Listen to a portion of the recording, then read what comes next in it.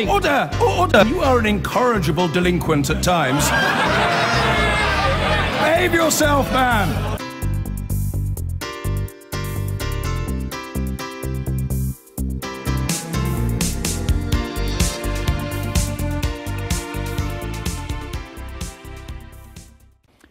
In the UK election, Jeremy Corbyn has taken the Labour campaign to Scotland. He has a fight on his hands. The party was virtually wiped out by the SNP in Scotland in 2015.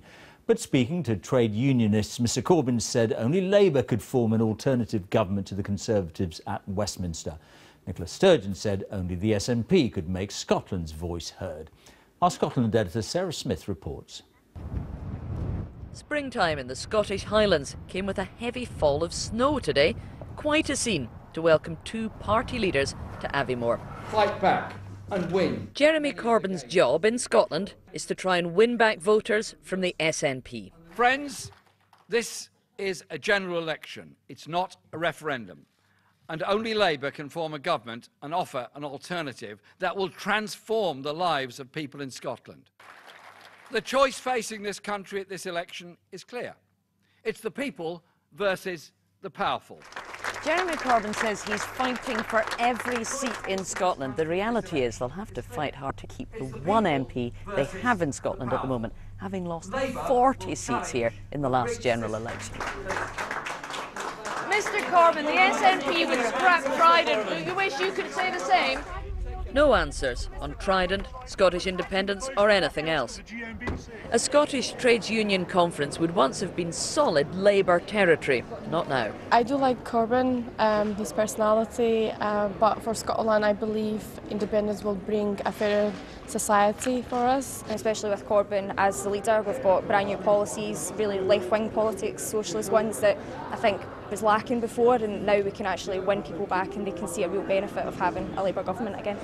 There will be no deals with Nicola Sturgeon and the SNP after the election, Mr Corbyn said today, while she claims her party provide the only effective opposition to a Conservative government.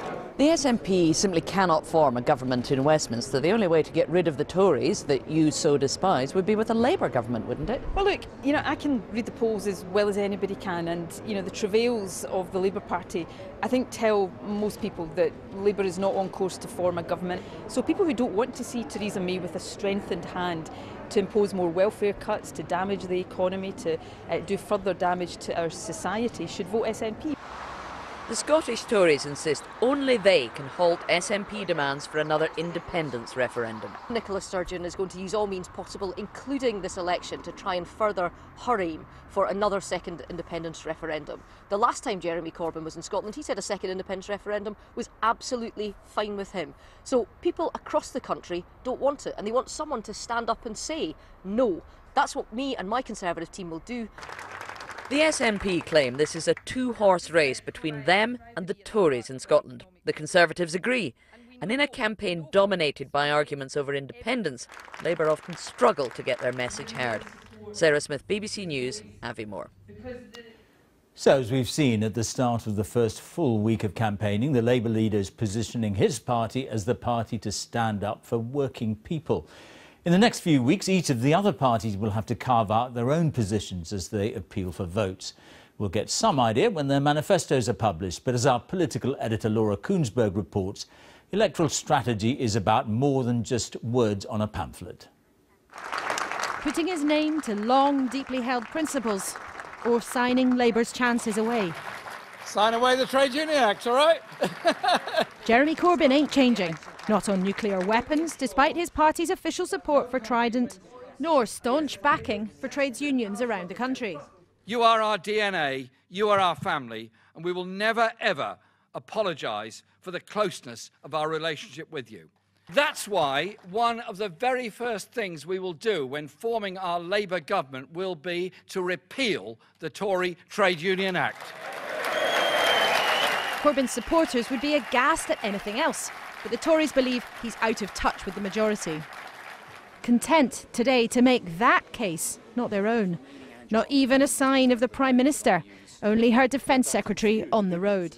He's already now said he wouldn't necessarily endorse strikes against terrorism. That means Labour is a security risk to this country. The Tories believe UKIP's on the run too. Since the referendum, their main reason for being has gone. So they're arguing for a burqa ban, no more Islamic schools. Hardly speaking softly. They call it integration. Their rivals say it's Islamophobia. What we want to see is people sign up to British law, sign up to a British way of life, and indeed enjoy the full fruits our great society has to offer. Kill it dead. The UKIP leader less keen to chat about his own future, chased by reporters for an answer on whether he will stand as an MP. At the other end of the spectrum, the Lib Dems think there's hope from their opposition to Brexit. They believe they can gobble up votes in parts of the country that voted Remain. We have, if you like, a coalition of chaos. Conservatives, Labour and UKIP, all lined up, backing the hardest of all Brexits, exit from the single market and cutting off all our ties with our friends and neighbours in Europe. Yet even among usually mild-mannered Lib Dems, there were heckles today as Tim Farron faced questions about gay rights. I think it's fair to say that I've answered the question. Polite politics in this campaign? Maybe not in 2017. It's still a scramble for all the main parties to get their machines up and running. No one's campaign is yet running at full pelt. But the broad thrust of how they want to get you on board, their strategies, well, those are crystal clear. Laura Koonsberg, BBC News, Vauxhall. Well, here the Liberal Democrat leader Tim Farron says he wants his party to seize on the same progressive agenda as Emmanuel Macron, insisting the desperate lurch to populism was not inevitable. In Scotland, the Labour leader Jeremy Corbyn said the only real progressive alliance was his party, teamed with the trade unions. And he insisted that a Tory victory was not a foregone conclusion. Our political editor, Gary Gibbon, has this. MPs rushing to have their photos taken with their party leader at Conservative headquarters. How popular do you think she is on doorstep? Incredibly popular. Incredibly popular. Unbelievably popular. I've been out this weekend and without a shadow of a doubt, it doesn't matter what party they come from, they love Theresa May. She's down to earth and sensible in a way that connects with people who didn't realise that they could consider voting Conservative. She's sounding like a landslide.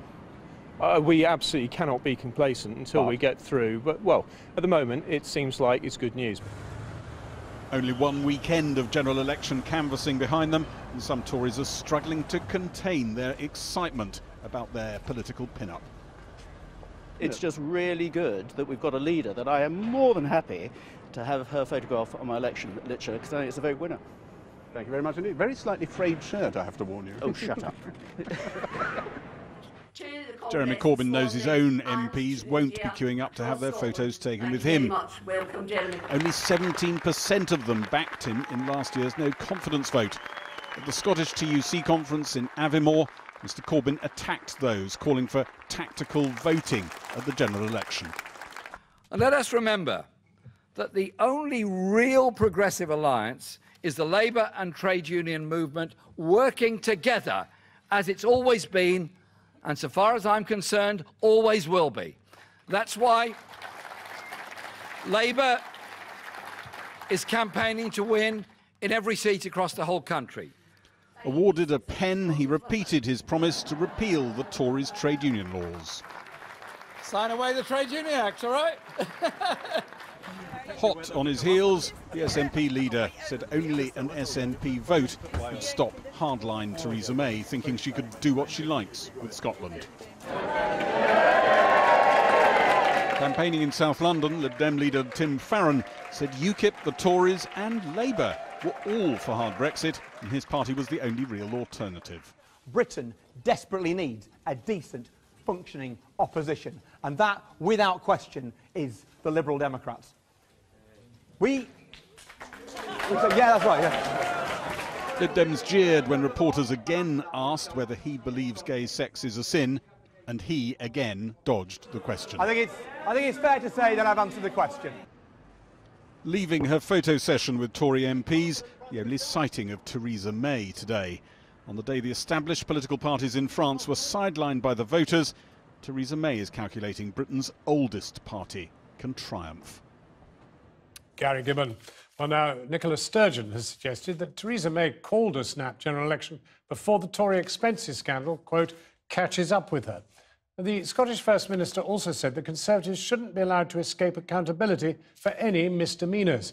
The Crown Prosecution Service is considering charges against at least 30 Conservative MPs and election agents after an investigation by this programme uncovered improperly declared spending during the last general election. We are, of course, at the start of a general election campaign, a campaign called by the Prime Minister last week for one purpose and one purpose only: to strengthen the grip of the Tory party and crush dissent and opposition, and to do so before possible criminal prosecutions for alleged expenses fraud at the last general election catches up with her.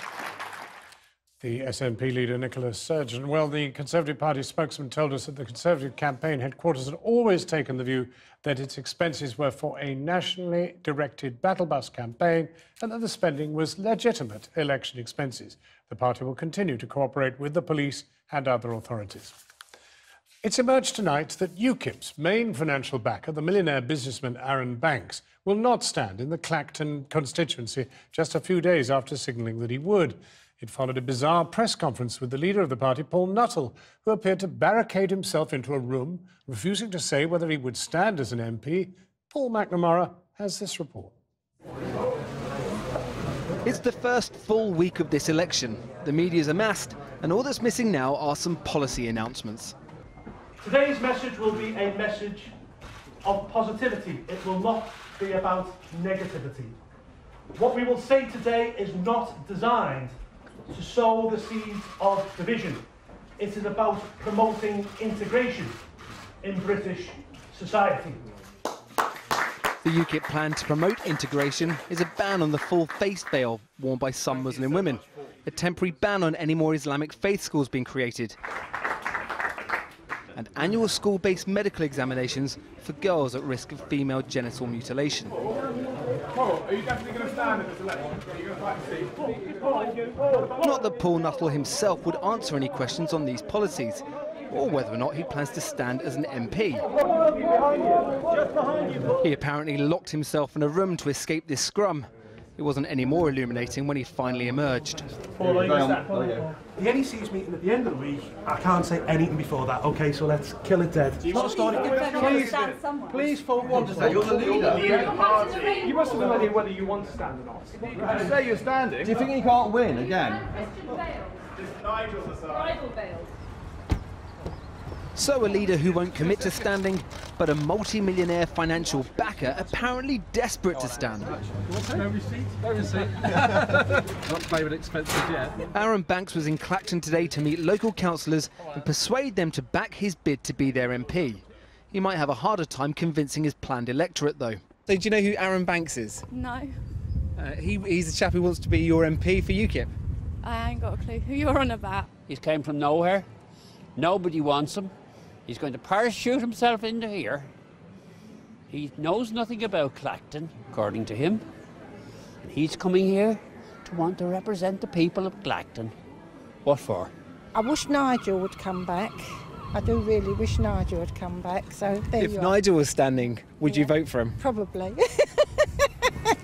Yeah, I'd probably give him a kiss as well. No kisses for Nigel Farage on the horizon. The former UKIP leader has already bowed out of the race for Westminster. What's your first impressions, Mr. Banks? But will there be any love for Aaron Banks? And what's your message for the people of Clacton, which you've only ever met once before today, to make them believe that you're their man to go to bat for them in Parliament? Well, I'm a successful businessman. I get things done. We saw that during the referendum. We ran a very successful campaign. And chatting well, that's great for you, but how do you relate to the people from here? Well, I don't have to relate. I've only just arrived. Last week, an investigation was launched into the unofficial Brexit campaign Leave.eu, led by Mr Banks. So the question looms, is he fit to stand for Parliament while under investigation by the Electoral Commission?